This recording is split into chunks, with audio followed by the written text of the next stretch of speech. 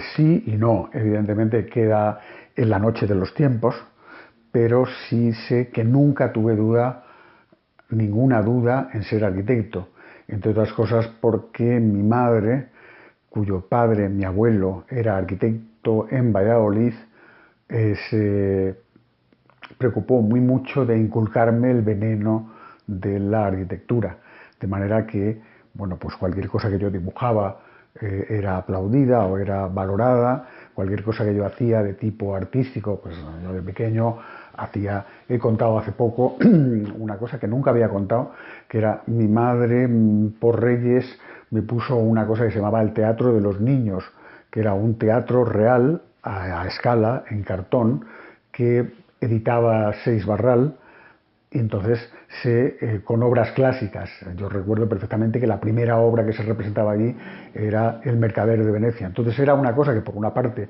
llamaba a la cultura, a la literatura, a Shakespeare, pero llamaba también a la arquitectura, en el sentido que era un teatro que se construía y se cambiaban los telares, una cosa preciosa que cualquier persona que haya tenido un teatro de los niños, que seguro que hay muchos de los que ahora nos vean o nos escuchen, que habrá tenido un teatro de los niños. Pues todo esto colaboró, por ejemplo, en Cádiz, que era la ciudad donde yo vivía, iban pues había conciertos en abundancia en aquel teatro de verano en el Parque Genovés, donde había desde representaciones de danza con Antonio, el bailarín, que bailaba el amor brujo. Yo recuerdo que después de las sesiones del amor brujo de Antonio, allí con todos los amigos y amigas, pequeños, éramos unos enanos, montábamos allí una representación del amor brujo con fuego en el centro y danzando alrededor y con la música de Falla, maravillosa. Bueno, todo eso colaboró, lógicamente colaboraba de manera eficaz a que yo me dirigiera hacia la arquitectura de manera directa, directísima. Bueno, pues cuando empezaba a estudiar era Gaudí por razón otra vez de mi madre. Lógicamente, pues a una madre que quería que su hijo hiciera arquitectura, fuera arquitecto, el ejemplo era Gaudí, don Antonio Gaudí, por mil razones. Luego, cuando empecé a estudiar, todavía, por ejemplo, no había aparecido Wright, y apareció, para mi suerte, apareció Alejandro de la Sota. Alejandro de la Sota, yo le tuve como primer profesor de proyectos en la escuela, en un tiempo corto en que él fue profesor de la escuela, pasadas ya sus oposiciones y todos los jaleos aquellos. Y bueno, pues Alejandro de la Sota era muy, muy especial.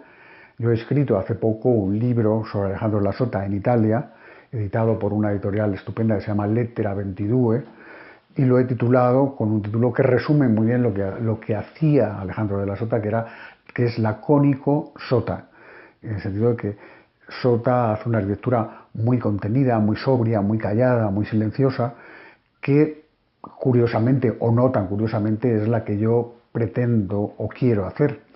Bueno, pues evidentemente la influencia de Alejandro de la Sota es enorme, y en ese sentido, a través de Alejandro de la Sota, Mies van der Rohe aparece lógicamente como referente universal siempre detrás, y aparecen menos los tintes o las de un Frank Lloyd Wright. Aparece un poquito Le Corbusier, o un mucho, pero de una manera filtrado a través de ese filtro que es Sota.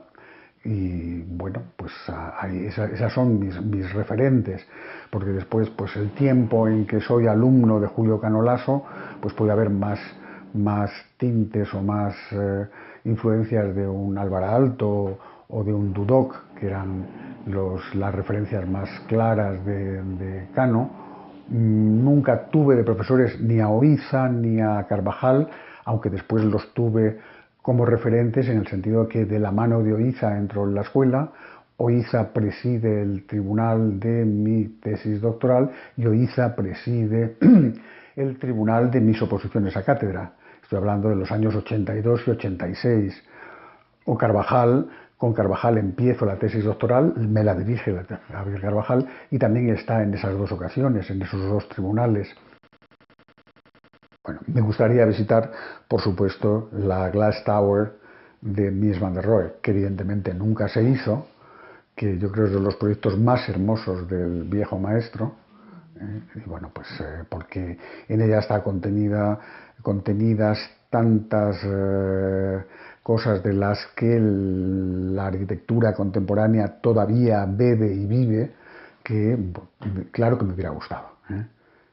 Claramente, si estuviera todo inventado, pues o bien tendríamos unos manuales de arquitectura que fuéramos cumpliendo implacable e impecablemente y no haríamos nada más. Yo creo que hay mucho todavía por inventar. Siempre la arquitectura es una creación. En esa creación intervienen tantos factores que evidentemente entre ellos también interviene esa voluntad de contemporaneidad, de ser del tiempo, ser testigo del tiempo en que se vive. Es decir, no, yo puedo seguir citando el Panteón de Roma como obra egregia que me maravilla y que me sigue sirviendo de referencia y de todo, y sin embargo no copio el Panteón de Roma por mil razones, o puede emocionarme el Crown Hall de Mies van der Rohe, pero no necesito copiarlo. Claro que los arquitectos, cualquier creador, estamos creando con las raíces metidas en la historia y con la cabeza puesta en el futuro. Aquello que yo he citado tantas veces de T.S. Eliot, el time past, time present, time future, fundiéndose en un mismo tiempo, yo creo que es una cualidad imprescindible en cualquier creador, ya sea de literatura, de pintura, de escultura o de arquitectura, lógicamente. Pues marcaría la maduración que va uno teniendo con el tiempo. Lógicamente, desde mi edad tengo que decir, pero no solo que tenga que decir, sino que estoy convencido de ello, que con la madurez se es más profundo, se es más riguroso, se es más fresco también, con la frescura que da, con la libertad que da la libertad que da el conocimiento. Creo que el estudio continuo que debemos hacer, y yo en mi caso concreto hago, de la arquitectura y de todos los elementos que convergen, hace que esa arquitectura sea cada vez más madura, cada vez me interese más.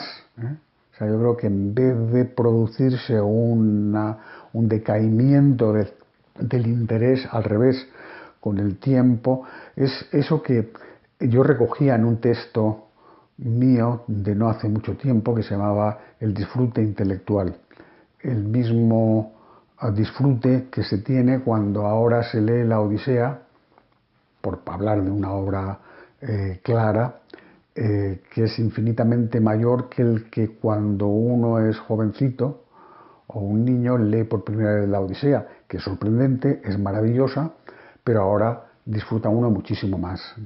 Yo creo que esa maduración se produce también en cualquier labor creadora, y en la nuestra con muchísima más razón. Bueno, siempre que me preguntan esto, siempre, y a veces me dicen, no, es que usted es el arquitecto de la luz. Y yo digo, no tienen ustedes no tienen razón para preguntarme eso, porque la luz es tema central de la arquitectura, de la propia arquitectura. O sea, yo lógicamente, porque la propia arquitectura lo exige, y el ejemplo que pongo lo tomo de un comentario precioso que hizo Juan Navarro Valdevez un día. Juan Navarro Valdevez, que es uno de los mejores arquitectos españoles contemporáneos, tuve la suerte de que fue profesor mío como ayudante de Alejandro de la Sota, un personaje maravilloso, también Juan Navarro Valdevez, ponía un día el ejemplo de la obra de arquitectura como que igual que el instrumento musical, y yo creo que lo que decía era que igual que el aire al atravesar el instrumento musical se produce algo tan inefable como es la música, y uno dice, bueno, la música es aire. Yo diría que también la arquitectura es luz. Cuando la luz atraviesa una obra de arquitectura que merece la pena, se produce algo inefable, que es la arquitectura, que es esa suspensión del tiempo, es esa cosa tan maravillosa que dice, bueno, esto estará reservado a unos arquitectos especiales, en unos casos especiales. No, no, yo a mis alumnos trato de convencerles, y les convenzo, que no está la arquitectura reservada a unos pocos, no, no, que está al alcance de cualquier arquitecto, y la luz, que es ese ingrediente principal de la arquitectura, está ahí para poder trabajar con ella. Pongo en plan demagógico, un poquito demagógico, siempre digo que como es un material que, bueno, es material, ya Newton lo definía como corpuscular, claro que es material, pero como se nos da gratis, bueno, pues a lo mejor la gente no lo valora, la gente valora la piedra, valora el acero, valora el vidrio, porque hay que pagar por él. La luz es gratuita, se nos da, y sin embargo es el material más lujoso con el que construimos la arquitectura. Esta pregunta, que me la hacen siempre, es como cuando le preguntan a uno ¿a qué hijo quiere usted más? Dice uno, quiere uno a todos los hijos. Mis hermanas, que son muy saladas, muy valiosas y estupendas, siempre dicen que cuando a mi padre le preguntaban esto, decía, sí, sí, a los 4, pero un poquito más a Alberto. Evidentemente ellas lo hacen de manera subrayando esto, pero yo creo que a los 4. Mis proyectos, pues yo lo que sí diría es que en todos los proyectos he puesto toda mi alma, todo mi interés y todo lo que yo sé lo he puesto ahí. Si yo tuviera que hablar de uno, pues en plan también un poquito periodístico, diría pues a lo mejor el más pequeño, que fue la Casa Gaspar, hecha en los años 80, con 4 perras, muy barata, eran 4 paredes, con un patio delante y un patio detrás, un poquito de agua, 4 limoneros lunares, y nada, casi nada. Es una casa, es un niño, es un hijo al que le tengo muchísimo cariño. Claro, no puedo, sin embargo, reconocer que la Caja de Granada, o Ibantia, en Granada, pues el cubo de hormigón, pues cómo no puedo yo querer una obra en la cual también, habiéndome dejado todo, pues quizás sea la obra más difundida, también la mayor que he hecho, y con unos aciertos espaciales que, bueno, yo creo que están ahí, que yo agradezco muchísimo que hayan resultado también. No es fácil de explicar porque yo creo que sale de dentro. Puedo repetir una frase que siempre digo porque es verdad, o por lo menos yo me la creo, que uno aprende más que enseña cuando uno es docente. A su vez, ser docente, enseñar en la materia en la que uno está trabajando, creo que tiene esa doble faceta de que uno procura enseñar lo que hace, por los mismos registros o razones con las que hace lo que hace, y también lo contrario, uno intenta construir o hacer las obras cumpliendo lo que uno explica, lo que uno dice. Yo pongo un ejemplo siempre. Mi padre era cirujano y era un cirujano magnífico y maravilloso. Y operaba, lógicamente por edad, operaba todavía con bisturíes metálicos, aquellos plateados, que había que afilar periódicamente, porque para que el bisturí fuera eficaz tenía que estar bien afilado.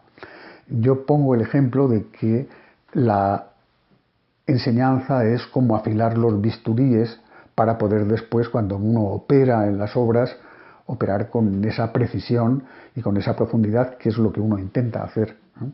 Entonces ahí quizás la manera más clara de entender lo que estoy diciendo es que yo a los mejores alumnos, a los que creo que tienen más cualidades, les recomiendo el seguir en la enseñanza a lo largo de su vida, o sea, que no pierdan el contacto con la universidad, con sus pros y sus contras, pero creo que la universidad es un foro magnífico para afilar los bisturíes. Es una pregunta muy genérica, pero a ver, es muy sencilla también de responder. Que sean felices y que intenten hacer con sus obras felices a los demás.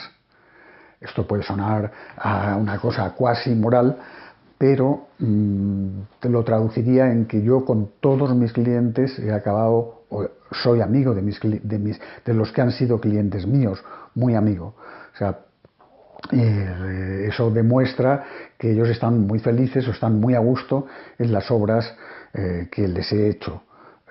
Creo que la arquitectura no tiene nada que ver o poco que ver con lo que algunos que se dicen arquitectos creen que es una ocasión de lucimiento por encima del cadáver del enemigo o del amigo o del cliente.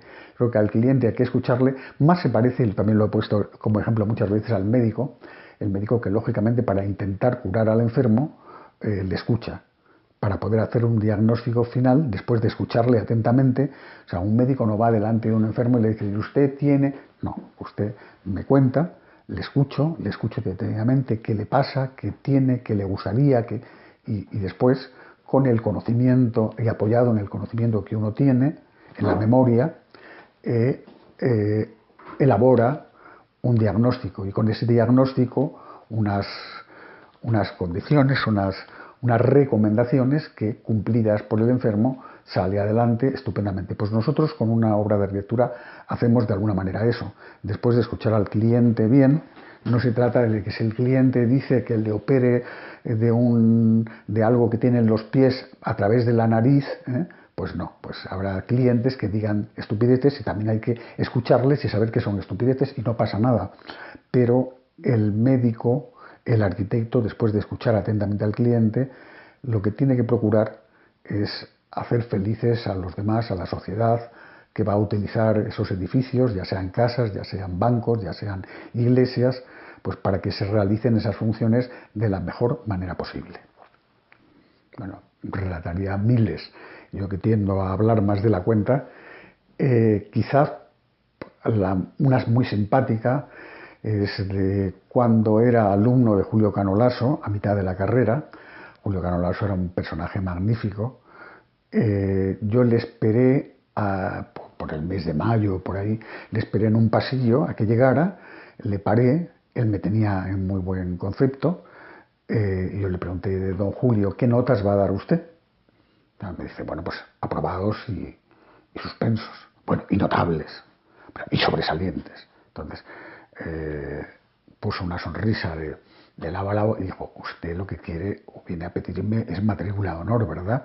Dije, sí, señor. Bueno, pues ya siguió el mes que duró el curso más y no me dio matrícula de honor, me dejó con un sobresaliente. Estupendo, que yo agradecí muchísimo. Pasó un tiempo, yo cada vez que le encontraba, pues nos encontrábamos con frecuencia, pues volví a saludarle con todo cariño y con especial agradecimiento por aquel sobresaliente. Pasaron los años, pues 3, 4 años, termino la carrera y al poco tiempo me llama Julio Cano y me dice, Campo Baeza, querría que trabajara usted conmigo. O sea, me llama a él para trabajar con él. Yo voy agradecidísimo de esa llamada y además la propuesta era tremenda, era generosísima, la generosidad que caracterizaba a Julio Cano, que además de ser un arquitecto magnífico, de primerísimo orden, era muy generoso en lo personal, en todo. Y era una oferta de hacer con él varios proyectos, que eran los centros de formación profesional en Vitoria, en Salamanca y en Pamplona, y luego la Universidad Laboral de Almería, cobrando igual que él, o sea, un 50-50, y firmando, cosa que no era fácil para cualquiera de los genios, era dificilísimo bajarse a tanta cosa. Bueno, pues ya empecé a trabajar con él, feliz, pues con unas montones de anécdotas intermedias, pero cuando ya tuve una cierta mayor confianza con él, al cabo de los 2 meses o así, un día le pregunté de usted, porque nunca dejamos de tratarle de usted los que trabajamos con él. Le dije, bueno, don Julio, entonces yo querría saber por qué me llamó usted cuando podía haber llamado a tantos otros alumnos brillantísimos que ha tenido, ¿no? El tiempo que estuvo en la docencia. Me dice, pues porque no te enfadaste, Alberto, te he llamado porque no te enfadaste cuando no te di la matrícula de honor. Yo creo que es una anécdota muy simpática y que refleja sobre todo la generosidad de Julio Cano Lasso.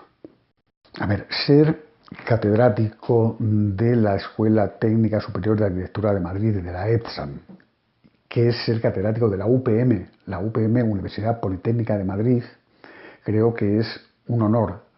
Para mí es un honor ser catedrático en una universidad pública de primerísimo orden. Yo se lo repito siempre tanto al director actual de la escuela, Manuel Blanco, que es un director magnífico, un regalo para la escuela, como al rector actual de la Politécnica, que es Guillermo Cisneros, que es otro regalo para la Politécnica. La Escuela de Arquitectura de Madrid es la mejor escuela de arquitectura del mundo y no es chauvinismo ni es adulación barata. Kenneth Frampton, que es el profesor más reconocido del Columbia University en Nueva York, lo repite una y otra vez por escrito y de palabra. Con razón el año pasado le hicimos doctor honoris causa de la UPM. Yo creo que la formación que se da en Madrid, en la Escuela de Arquitectura de Madrid, en la ETSAM, Universidad Pública, es una formación completísima, difícil de igualar por ninguna de las universidades extranjeras.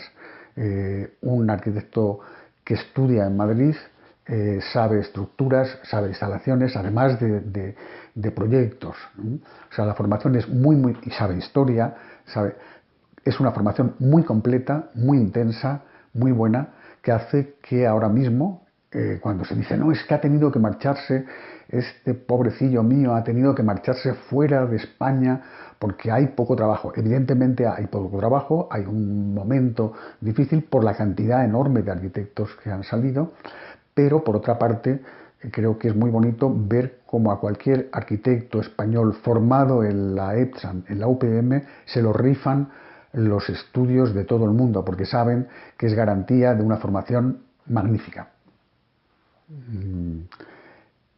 Yo podría responder de dos maneras. Una, decirte que siento por dentro que estoy empezando a empezar. Uno dice, hombre, usted es un pedante, si ya tiene todo, usted tiene el reconocimiento, etcétera, etcétera, no el dinero. El dinero, yo diría que alguien que se dedica a esta profesión en cuerpo y alma, pues para comer sí saca, pero no para forrarse, aunque es una profesión muy propensa a poderse forrar. Yo no querría seguir así, pues haciendo una obra controlada, una obra cada vez más intensa, cada vez más precisa. Me gustaría que cada vez más hermosa. Y quizá la otra manera de responderte sería decirte que yo no puedo más que dar gracias. Siempre cuento esta anécdota de que un día andando por Nueva York con Kenneth Frampton, que es judío, yo le decía, pues Kenneth, yo no tengo más que motivos para dar gracias. Paró en seco, levantó el dedo hacia arriba y dijo, adiós.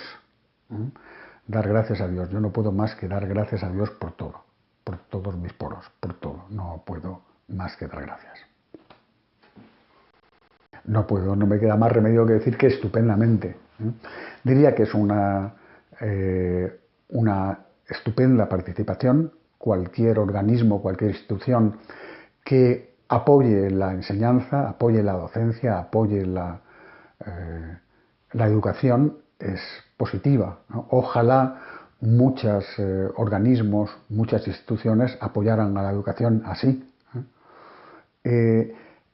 Por poner un puntín un poquito más como un granito de sal, ya tendríamos que hacer que fuera más visible, o sea, dar más visibilidad a esta ayuda de la Hermandad Nacional de Arquitectos, HNA. Pues muy sencillo, con becas. Esa ayuda se tradujera en becas para diversas operaciones, o becas para salir al extranjero, o becas para ir a estudios aquí en España, o becas, pues ahora estamos articulando unas posibles becas para conseguir de las obras maestras de los viejos maestros españoles poder escanear, tener sistemas operativos mm, los proyectos, al menos uno de cada maestro, un proyecto completo, escaneado, a disposición, esa documentación de todo el mundo. Yo creo que eso es una operación muy sencilla, que a mí me hubiera gustado tener a mi disposición el Banco Bilbao Vizcaya de SAE de Oiza, tener toda la documentación a disposición, pues tan sencillo como escanear toda esa documentación, colgarla en la red y que pueda llegar al mundo entero, así de sencillo. Pues está claro que son motivos de seguridad, tener una especie de apoyo y de seguridad en el futuro de que económicamente pueda haber ahí una base, ¿no? Tan sencillo como eso. La respuesta es muy sencilla y tendría que decir todo. Todo es todo, ¿no? Lo que no significa que sea un arquitecto de manera neurótica o neurasténica. O sea, claro que la arquitectura es maravillosa, es tema central en la vida de uno, pero es tema central junto a otros temas centrales. Diría que la cultura es un tema central que abarca la arquitectura o la arquitectura de la que uno está enamorado, tiene que estar apoyada también en la cultura general. Creo que un arquitecto es mejor cuanto más culto es. O sea, un arquitecto debe dar razones, debe hacer una arquitectura desde la razón. Yo repito a los alumnos una y otra vez que la razón es el instrumento principal de un arquitecto, que después con la razón pasará a generar unas ideas, unos espacios que van a cumplir con la triple condición que nos exige Vitruvio, de la función, de la utilitas, de la firmitas y de la venustas, pero que es la razón la que rige todo lo que hacemos, no es el capricho, jamás el capricho. O sea, lo que ahora vemos publicado en tantas publicaciones de arquitecturas caprichosas, raras, complicadas, que entonces la sociedad esta nuestra, que es bastante ignorante, dice, esto debe ser la nueva arquitectura. Pues no, la arquitectura es algo más serio, que no aburrido, que es maravillosa, y que responde a la razón y a eso, a la utilitas, a la firmitas y a la venustas. No, claramente no. Basta recorrer los programas de televisión o los programas de radio. Ya piénsese, por ejemplo, que en la radio solo hay un arquitecto que habla los lunes por la noche a las 10:30 en Radio Nacional, en una tertulia cultural, que es Manuel Blanco, al que he citado antes, el director de la Escuela de Arquitectura, y dice unas cosas maravillosas y perfectas. No aparece en la arquitectura nada más. Y aparece cuando hay algún problema físico, que se ha caído una teja en una obra de Calatrava, ¡ras! Y se ponen todos nerviosos. No, mire usted, eso no, sobre todo si la teja se ha caído será culpa de la empresa constructora, generalmente. La arquitectura no está de moda. Parece que lo está, pero no lo está. Yo tampoco pido ni quiero que la arquitectura esté de moda, quiero que como la cultura sea algo que empape a la sociedad.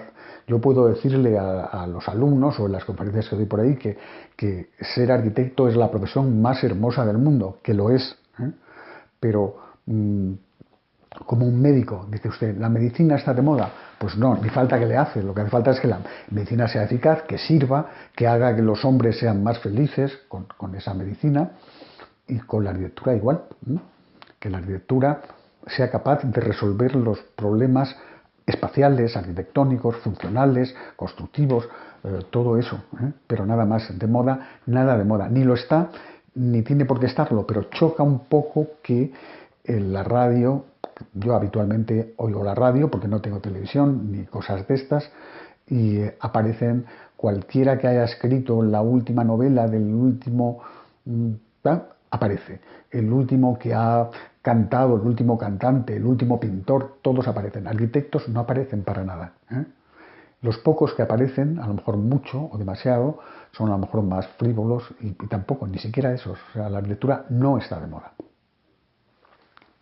Sí, o sea, lo he descrito en la respuesta anterior. Claro que en cuanto un edificio está torcido, inclinado, roto, troceado, coloreado y aparece una cosa rara, esta sociedad inculta, vuelvo a decir lo mismo, que es un problema de esta sociedad inculta, piensa que eso es la nueva arquitectura. Ven un jardín vertical en una pared y dicen, esto debe ser, esto es la nueva arquitectura. Pues no, mire usted, eso es una estupidez. Y entonces, bueno, pues para mí me resulta un poco doloroso ver estas cosas, ¿no? Que una ciudad alemana esté dispuesta a tener una ópera que ha costado 20 veces más de lo presupuestado y es una obra que no tiene demasiado interés, me parece una locura. No digo ni cuál es la ciudad ni quiénes son los arquitectos, porque son bien conocidos, pero yo me he propuesto hace ya mucho tiempo no hablar jamás mal de ningún arquitecto.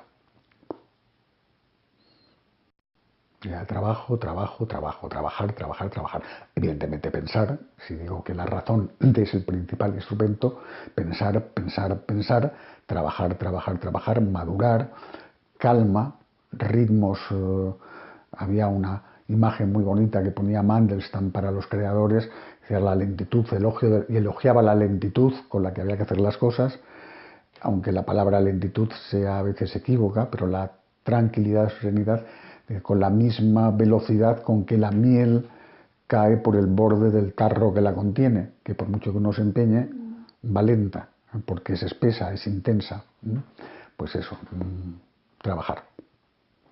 Que trabaje, que tenga calma, aunque sea una virtud difícil de conseguir para la gente más joven, pero que las cosas no se consiguen de manera inmediata, en la arquitectura por lo menos, sino que hace falta tiempo y que es una profesión maravillosa que también se va entendiendo y lo que quizás lo he resumido, lo he intentado describir en mis primeras respuestas, que con el tiempo se va valorando más lo que se tiene, se va valorando más esa capacidad de la arquitectura de crear y bueno, pues habrá gente que cree que haga sus creaciones con más brillantez y otras gentes con menos brillantez, pero tampoco la arquitectura tiene por qué ser siempre brillante.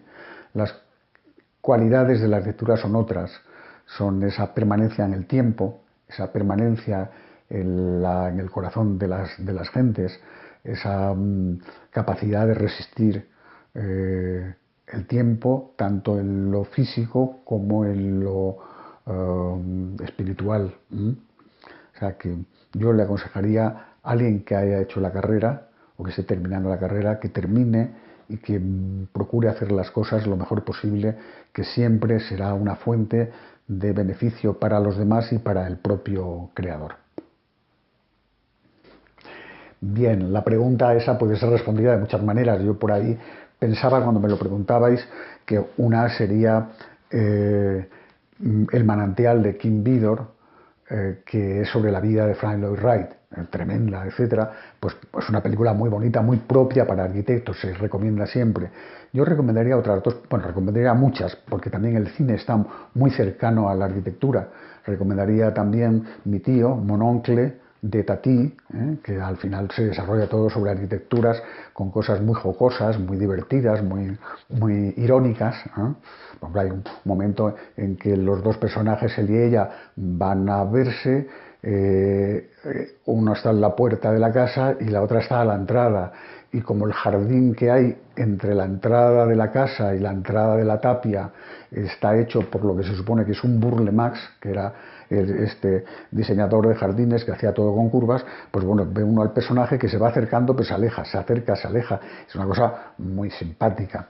Mon oncle de Tati, que es perfecta para un arquitecto. Y otra, que yo ya por razones obvias, que es Le Mépris de Godard, donde sale Brigitte Bardot, pero no solo porque Brigitte Bardot salga magnífica, espectacular, guapísima, hermosísima, sino porque se rueda en la Villa Malaparte, que está en Capri, que está arriba en un farallón, y que es una preciosidad.